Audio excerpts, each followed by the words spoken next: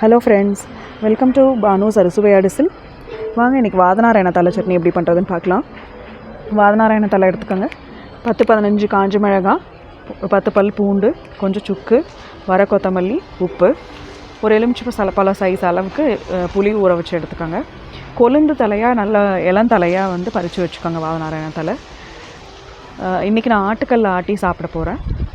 மிக்சியில் அரைக்கிறதா இருந்தால் ஃபஸ்ட்டு இந்த வர கொத்தமல்லி, மிளகாய், பூண்டு, சுக்கு இதையெல்லாம் வந்து பொடிச்சிட்டு அதுக்கப்புறம் இந்த தலையை போட்டு ஆட்டணும். புளி ஊற வச்ச தண்ணியில் கொஞ்சம் கொஞ்சமாக போட்டு ஆட்டினீங்கன்னா உங்களுக்கு நல்லா அரைபடும். ஆட்டுக்கல்ல ஆட்டும்போது இன்னும் நல்ல டேஸ்ட்டாக இருக்குங்க. இது சோள சாதத்துக்கும் சூப்பராக இருக்கும். ஒயிட் ரைஸ்க்கும் நீங்கள் எடுத்து சாப்பிட்டிங்கனாலுமே சுடு சாதமாக போட்டு சாப்பிட்டிங்கன்னா அவ்வளோ அருமையாக இருக்கும். இது வாதம், அதாவது முட்டி வலி, முழங்கால் வலி எல்லாம் வந்து நீக்கும். அப்புறம் டயர்ட்னஸ் இருக்காதுங்க. இந்த தலை வந்து ரொம்ப மூலிகை மருந்துன்னு சொல்லலாம்.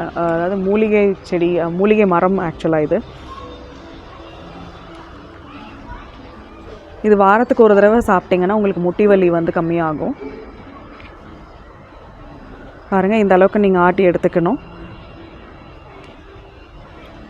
இப்போ புளி போட்டு இப்போ ஆட்டி எடுத்துட்டிங்கன்னா அவ்வளோதாங்க, முடிஞ்சது.